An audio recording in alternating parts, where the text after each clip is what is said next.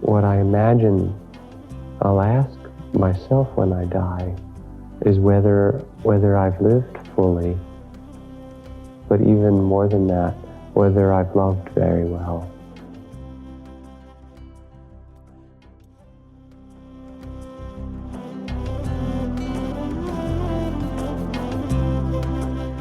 Hey there, Heart Wisdom fam, and welcome to Jack Kornfield's Heart Wisdom Hour here on Ram Dass's Be Here Now Network.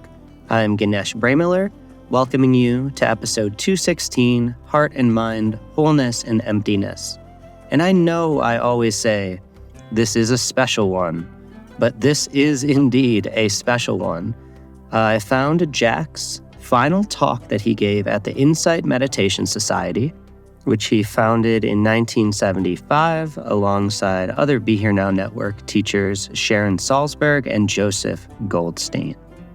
Many of the talks, the vintage ones that we've been listening to recently, have been from the Insight Meditation Society, and I'm sure I will still be able to unearth some others as we go along.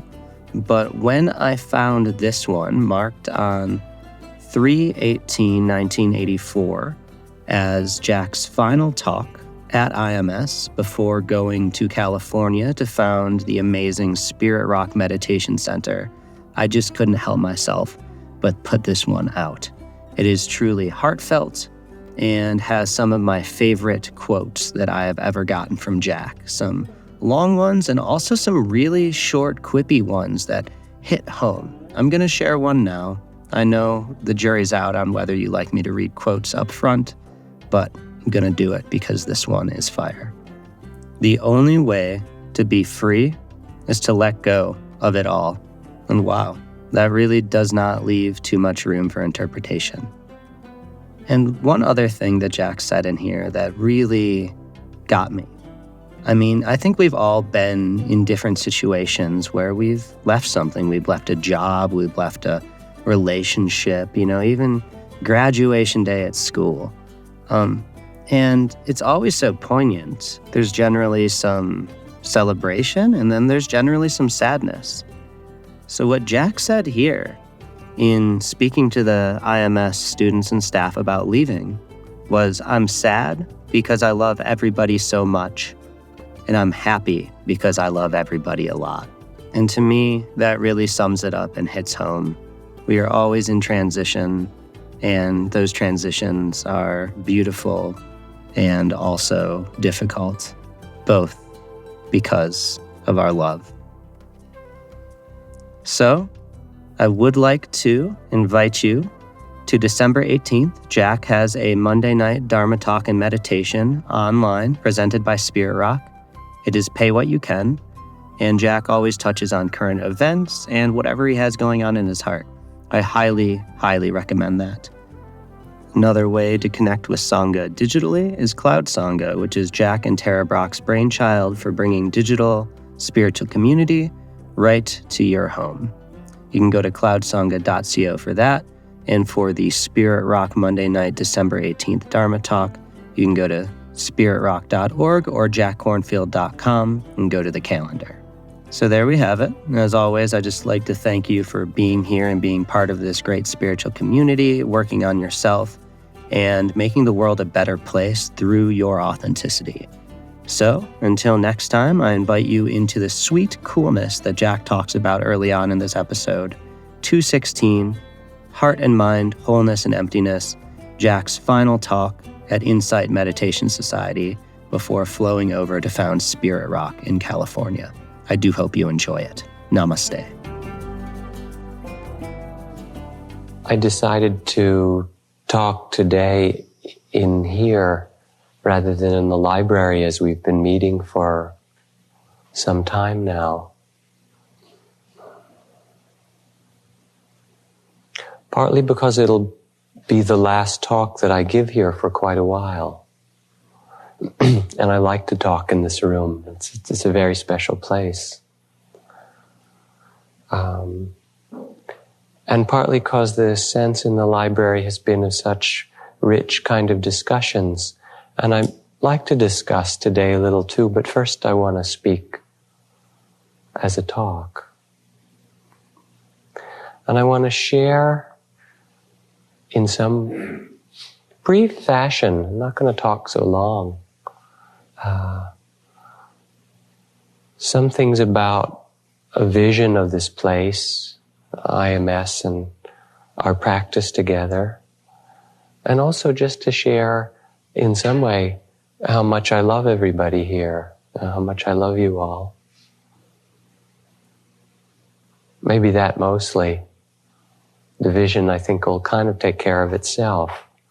And people have come to me with concerns about the vision and how things are going to go or are going here. And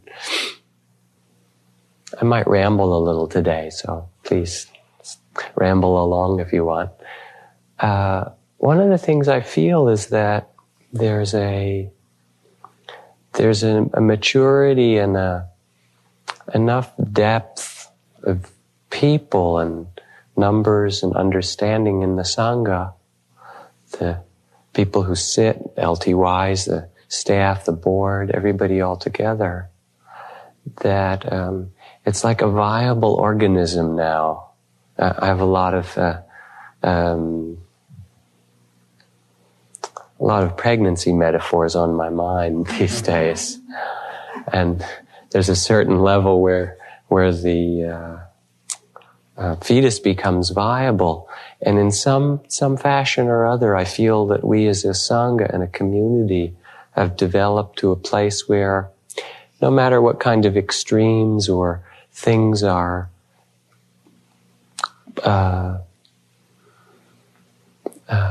either presented or mistaken for some period of time, that there's a self-righting quality to it all.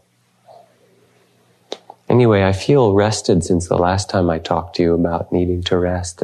The sitting was wonderful. You know, it hurt some, as it usually does. But I feel a lot more open in body and mind.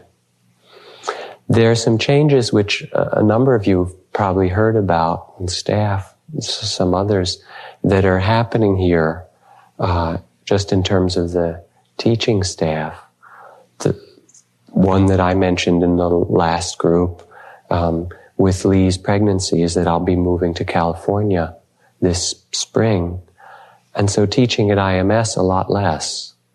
I won't teach the 3-month retreat except for maybe a short period at the very end, because the babies do the first week of the 3-month retreat. So I'll be busy, I think, doing my own practice. And we just got a call and had a long talk, Sharon and I, together with Joseph from Australia. And he's turning 40 this spring, this May rather. And in his own reflection, he made a decision not to do any teaching for the next 2 or 3 years, except for the 3-month retreats. That he's going to take some time off also. To go inward mostly, he said, to continue and get on with his practice and to deepen in some way. He said he felt like after 10 years now of teaching retreats, as we all have, a real inner calling to do more practice on his own. That leaves Sharon, who has now been officially enthroned as the queen, and who will be doing most of the running and guiding of IMS. So it's a lot of changes. And for those of you who know Jacqueline, some of you anyway know her pretty well. She's getting married this week, moving off to Texas and starting a whole new life and a lot of teaching, and very, very strong changes. And they bring up a lot of feelings in me of many kinds, of some joy for Joseph to be able to sit, or real excitement in my own life in what I've wanted for a long time, of family and a child and so forth. Excitement for what Sharon can do here. And also fear. At times when I think about family or the responsibilities and all of that, it's scary. And some sense of loss, sometimes very deeply so. I don't really know what I'm losing in a way, because I'll still be here and connected at times, but it's a season of a lot of change, and some of it's really very deep. We had a staff teacher group where we talked a lot. I brought it up really about grieving and loss and the endings of things. Lots of feelings in it. People who are leaving staff and changes. I don't think we need to do that here particularly, but there was something very sweet in it in a way as well. Because even in separations, and in big changes, at least for myself, they hurt in some ways, or at least the way I do them still hurts. Maybe they needn't if I weren't attached so much or something, who knows. And my heart hurts sometimes from it. And it doesn't seem bad. Actually, sometimes it seems really good, if that makes any sense to you. Because when it hurts also, it somehow feels open or alive. Not that it always has to hurt to be open, but there's something good in it and feeling it all. And so here we are today together. Mostly I just want to say that I love this place and I love you all a lot. It's very special.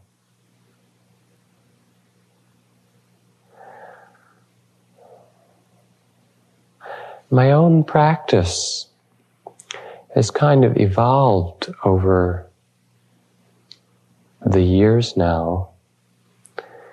And it was a lot more of a mental practice to begin with.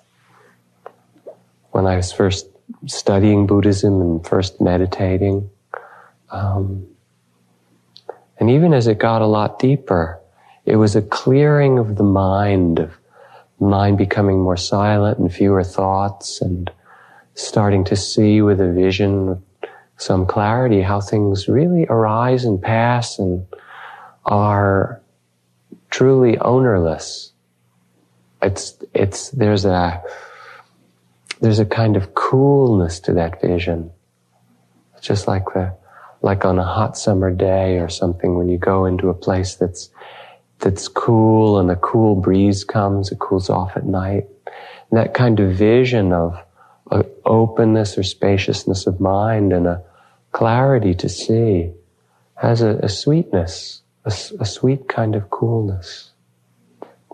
And that was the way of my own practice for a long time. A lot of impermanence.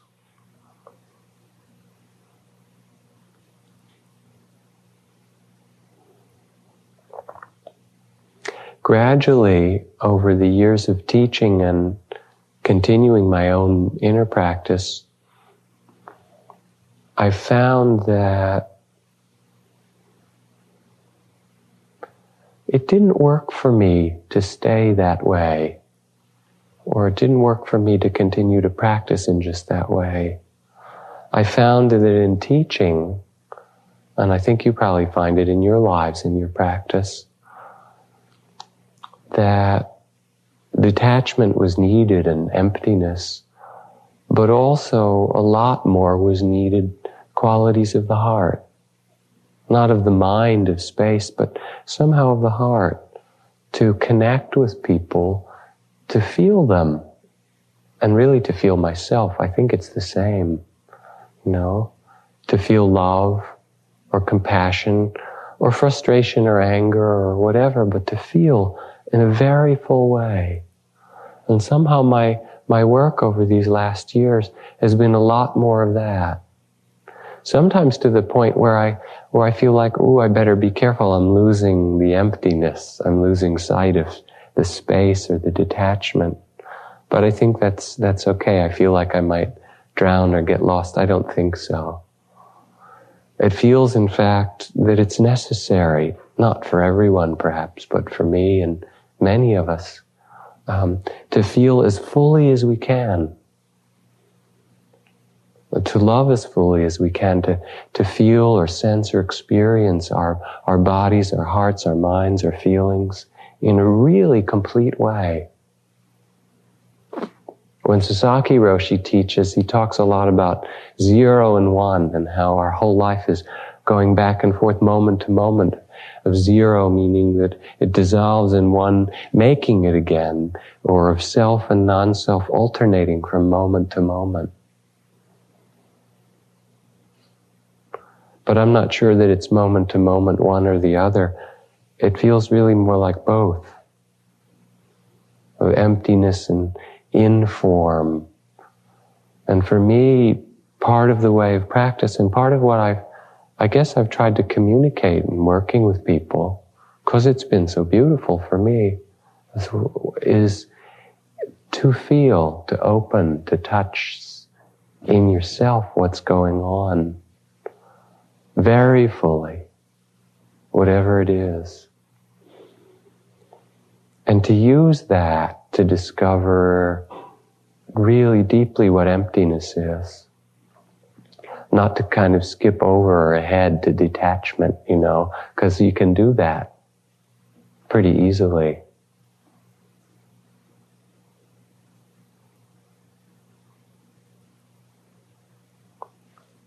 The Dalai Lama said in his talk at Harvard, this long, wonderful discourse on the levels of wisdom and shunyata and emptiness, and a little bit in the beginning about sila and karma, and when he was done, he said, well, this may have lost you or you may not have understood it. He said, don't worry about it. Don't worry about the emptiness. He said, if you have to believe in something, believe in karma. And I think it was his way of expressing the same thing, that there's a danger also in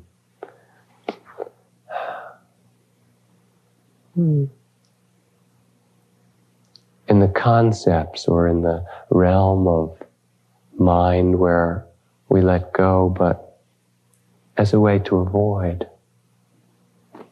I want to read you a story, if I may, that staff people heard just the other night, because it's a story from Ram Dass's new book, on one of his new books on service. And I want to read it mostly because I loved it so much. And it speaks to these things so well. Take a look around. We're the only building left on the block. All the rest is rubble for urban renewal. We got some renewal going on right in here too. What's going on right now, I call bilingual bingo. What with the different languages some of these elderly people speak. It will take 5 minutes for a single number to get around the room. Different languages, some people are a little deaf or distracted. 2 ladies are into some argument. This one is always cheating. 3 people yelling bingo when we haven't even pulled enough numbers for it yet. It's insane. It's just great. And don't tell me this isn't how the whole world is running, by the way. I see this as an average life situation. Richard, Mrs. Schwartz is looking for her coat. Excuse me, these boys moving around like waiters at a fancy restaurant, flirting up these old ladies, putting on their sweaters, reminding them of the numbers. These guys were heavy. I mean heavy. Years of dope, crime, doing time. They're in a program called Prodigal. And I bring them over here to the center to help them make that last step home. Last shot for them, maybe. This center's a last shot for some of the old folks. Both groups on the edge, but we're all on the edge. Of course, people were a little skeptical at first. Ex-junkies and ex-cons helping old ladies. They're out there mugging them, man. That's what they said at first. And then I'd say, now think about it a little. There's something here for everybody. We'll pull everybody just a little more out of their thing with this. And it didn't take long for them to see what it really could mean. So I look around and it's wonderful. There's so much life here, I think it's going to explode sometimes.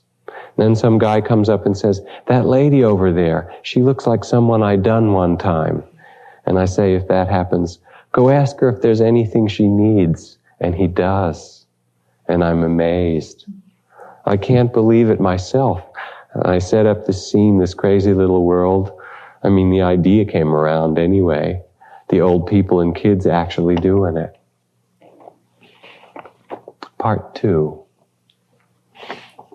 I come to this center for company, older woman like myself. This young man who takes me home, he's a very nice boy. His mother, she should be proud of how he acts with me. I know he's done wrong. Look, they did it to me. One kid put a gun to my head and went for my diamond ring and wedding band. He bit my finger to get it off. But you know what? I wasn't angry. Maybe he never had any parents. Who knows what happened when he was very young? I had some terrible experiences when I was young. Poverty and war. World War I was 10 years old. The Germans dropped bombs. A woman jumped on me to protect me. Her body was ripped in half. She saved my life. I was very frightened after that. I'm frightened now. But I'm grateful for life, although it's a little lonely. But this boy, he drives me home, or he walks me home from the center. He helps with my groceries. He says, wear lipstick, a nice dress. You're very pretty. You should get married again, a nice lady like you. That man in the center, he wants to get married again. He's not good enough for me, I say. You're right, he says, marry me. You're good enough. But an old Jewish lady and a young black criminal, what would they think? I don't know what he sees in me to be so nice. All I know, he walks me home. We talk and joke. I learn things about how things are in the world now. And I don't feel like I'm just a little old Jewish lady. You think that's nothing? You know how many other people I don't feel like a little old lady with? None. Nobody. That's true. How's that? Part 3. Try to shake having been a junkie and done time, man. Everywhere you go, you get that. Since I was 12. But this woman, it's like she doesn't care. She says she had a hard life and maybe that's it. I told her how I robbed things. She says, your mother must have been upset. Let's get groceries. You have time for that? Nobody ever treated me like that. Never treated me like I had anything to give, just to take. So that's all I ever did, take. Never knew my folks. Started in when I was 9, 4 juvenile institutions, 2 escapes, on the street at 12, dealt drugs, burglary. By 14, I had my own car and apartment. Did a 3-year bid in the prison. Had to stay in the hole because people tried to sodomize me. One guy stopped some heavy other guy trying to do it. Got cut doing it, but stopped it. It's bad in there. This woman, she shows me something. I've seen jive courage, but she's brave. She doesn't recognize how much she understands about life. I ask her questions. I'm curious. She's very interesting. Ain't nobody ask her questions now, so she forgets how much she knows. But I ask. We learn things together. We have a good time. And I done a lot of time. Old or young, no difference. I'm 25 and I feel old. My voice sounds old on the phone. So old people, I understand their situation a little. They're scared. I've been scared. They live alone like in a cell. I lived alone in a cell. So this place, this program, the attitude toward life they got going here, it's showing me some things. And this woman too. I'm not who I always thought I was being with her. Her too, probably. It's like you're free, I said. I said, you're going to have me born again. She said, that's not for Jews. I've done enough time, I've done enough taking, time to give something, time to be free.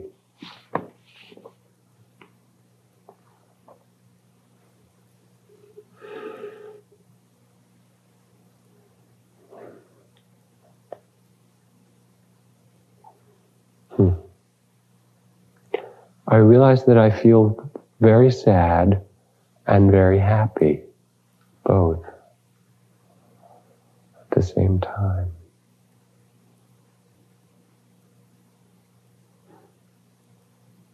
You think you can only do one at once, huh?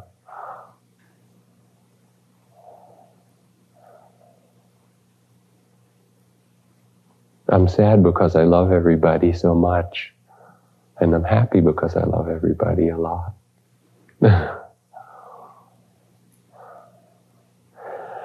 And for this place, it's really precious.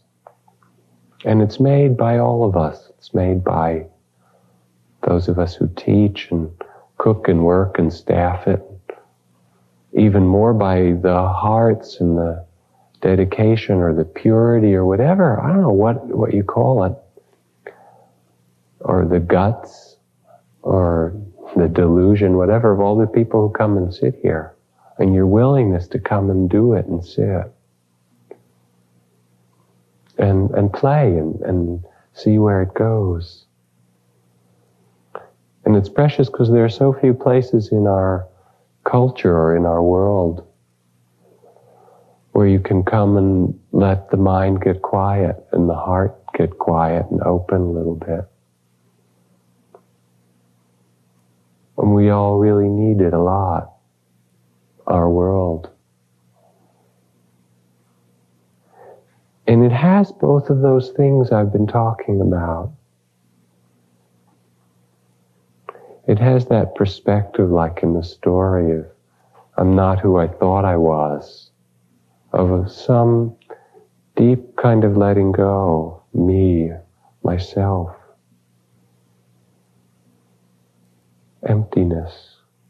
And one of my favorite moments in all of teaching is when people come in and their practice is such that the factors of enlightenment are a little bit ripe, and there's some rapture. It comes, hang in there once in a while. Or rapture and delight and certain sense of real clarity in the mind.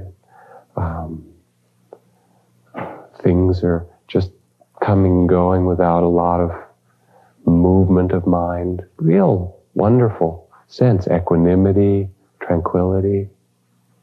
And first there's just the joy in meeting that. Oh, it's true, isn't it wonderful when the mind does that and the heart does that? And then of course, it happens to all of us. We get attached to that. And they come in and they say, wow, I got it. This is it. It's really clear. It's so pure. It's beautiful. It's quiet. Detached. And then I get to say, which I like to, I say, that's not it. Say that all those wonderful things that can come in their time and practice, they're not freedom. And they're not love either. There's just something else that's going on for a while. And the only way to be free is to let go of all of it. Those experiences and any others. Absolutely everything. To hold on to nothing. To see that none of it is ours. It isn't. And you can watch it. It's just a show of light and dark or whatever.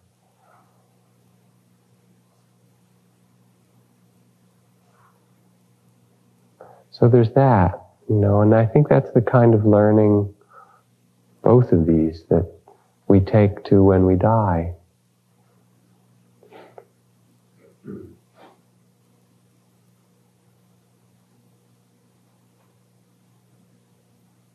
Not going to be able to hold on to much in terms of the physical world when we die. I don't know how much else. I guess I'll have to wait and see. So there's that side of liberation, meaning nothing grasped. And then the side of the heart, which is an opening or a surrender or a trust, a willingness to feel or experience whatever's here. What part of yourself have you not accepted? Have you not felt? Have you not allowed and loved? It's your practice, that's it.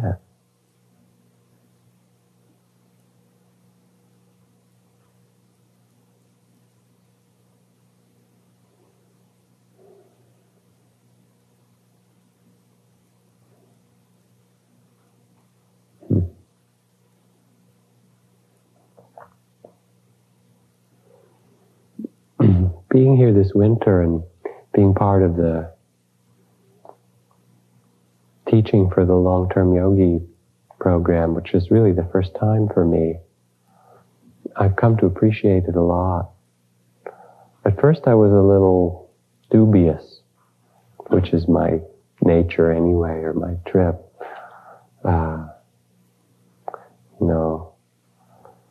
People hang out and they're afraid to be in the world, and it's cheap and it's comfortable. And it's a little lonely and it's hard and stuff, but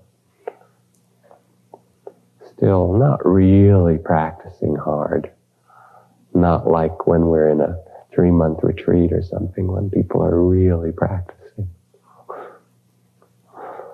But I don't feel that at all anymore. And I realized that I was mistaken. I have a real sense from all of you who are still here and the ones who've left recently of a devotion or genuineness to your practice in your own style, in your own way, in your own rhythm. And for a long period of time, for 6 months or a year or several years, as for some of you, that's how it has to be done. It really has to be a rhythm that comes out of you. It can't be imposed like a retreat. It's really very wonderful. It's beautiful.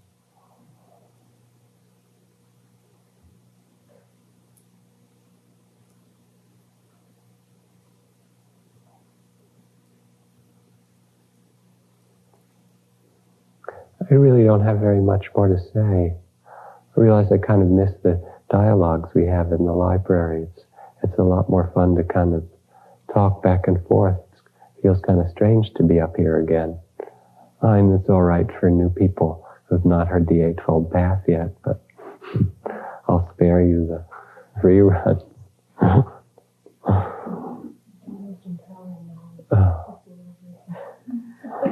See this watch.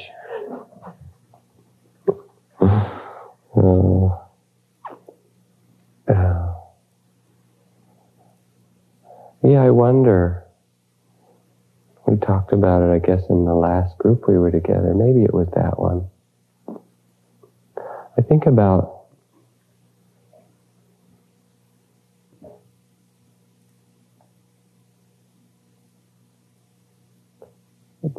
when I die or when everyone else dies, because one part of what's beautiful about people even coming for a couple of days to a weekend retreat, I feel like it gives them something, some way to see or relate. So when the chips are down, even if they forgot it for 40 years, they'll remember. Understand a little bit of what it's like to open or to be with what's true or what's here. And the question keeps coming to my mind, what I imagine I'll ask myself when I die is whether I've lived fully, but even more than that, whether I've loved very well.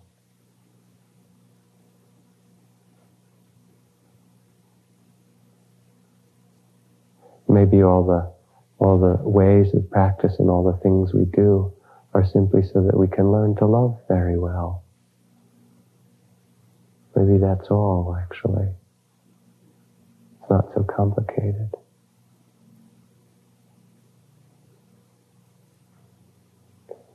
Anyway, maybe we could have a little conversation. I'm getting lonely up here.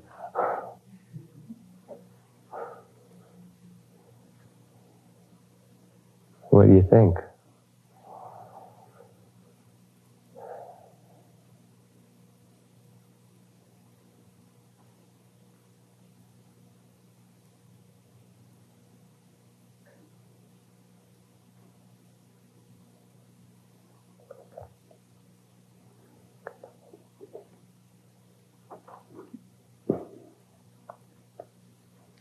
Sure, I've heard a lot of Dharma talks, haven't you?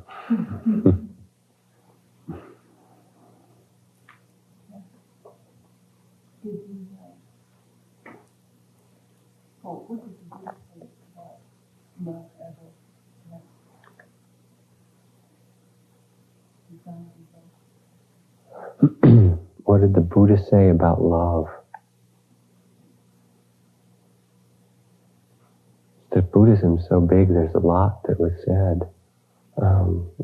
Desired result of practice.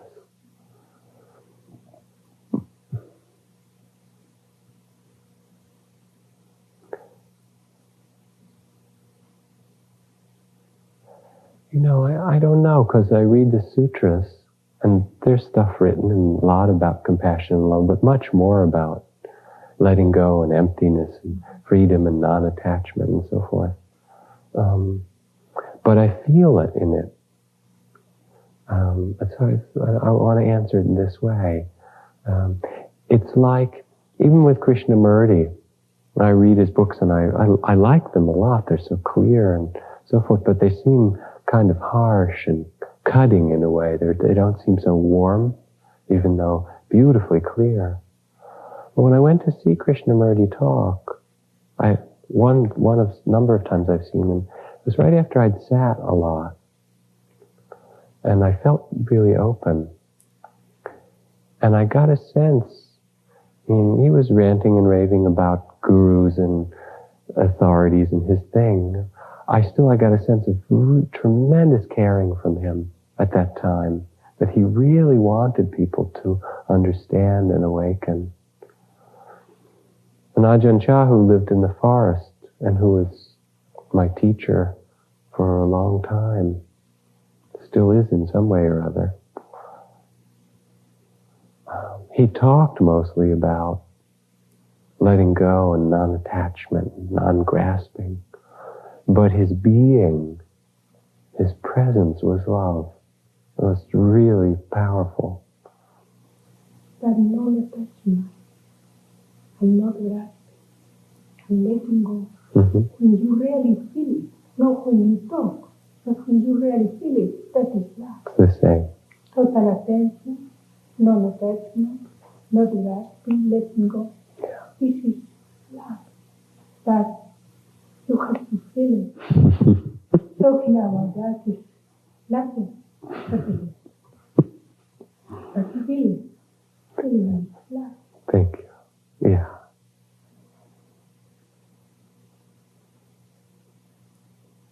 Yeah, I guess. Go beyond yourself. And you become like you lose your profile to become beyond that. Yeah. And this is what the Buddha and everybody is doing.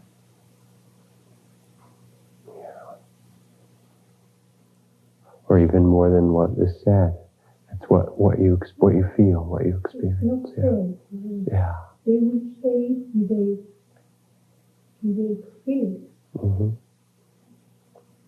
Because say that.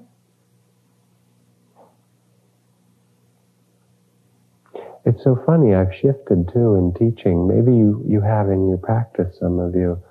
I used to think an awful lot about what the Buddha said, or what the sutras say, or what my teachers said, a lot. And I still like to go back and read it. It's sweet, it's beautiful. I don't refer to it so much anymore. I somehow just refer to my own heart.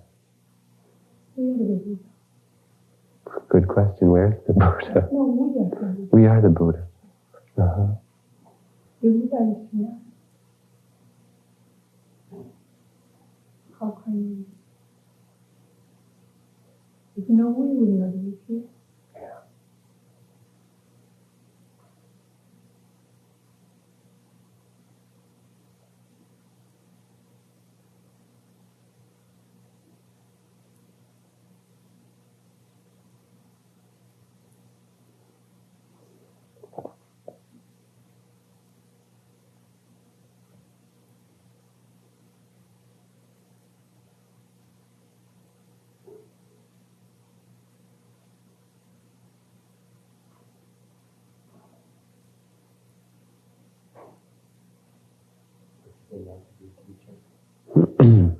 What's it been like to be a teacher?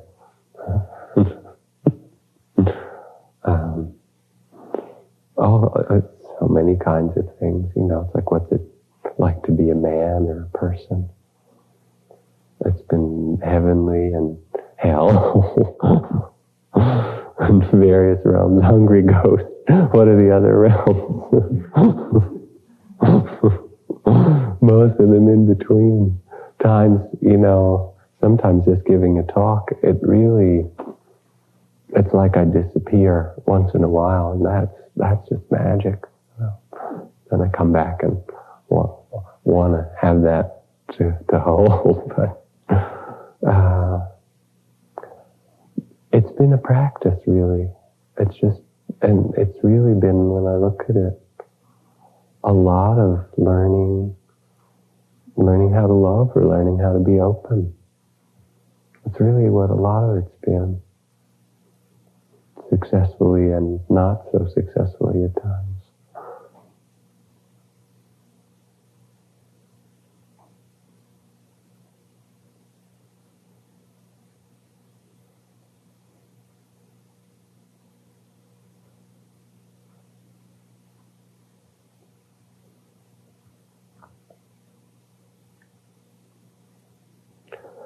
Venerable ones, says Zen Master Rinzai, what are you running about, desperately seeking everywhere, getting fallen arches from your ceaseless wanderings? It goes on.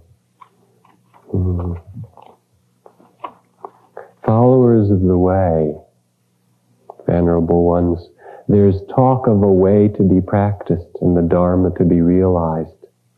Tell me then, what Dharma is to be realized and what way is to be practiced? At this moment, what do you lack for your functioning? And what do you need to restore by all this training? Young students, not understanding anything, put their faith in wild fox sprites and so get entangled in random talk and fancies, such as that of the law, the theory, how the practice must tally, guard against the evil actions, and so on to attain enlightenment. Such and other discourses are as frequent as April showers. An old master said, if you meet a man of the way on the road, do not stand in the way. Therefore it is said, if one tries to attain this way, one cannot walk the way. 10,000 wild fancies arise, chasing each other in the head. When the sword of wisdom flashes, there is nothing at all. Even before the light shines, darkness is already bright. And because of that, another old master said, the ordinary heart, that is the way.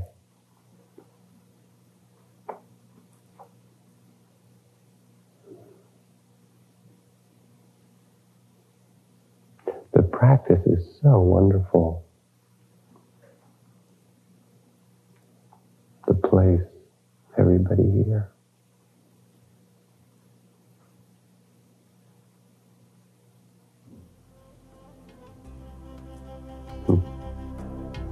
Okay, thank you.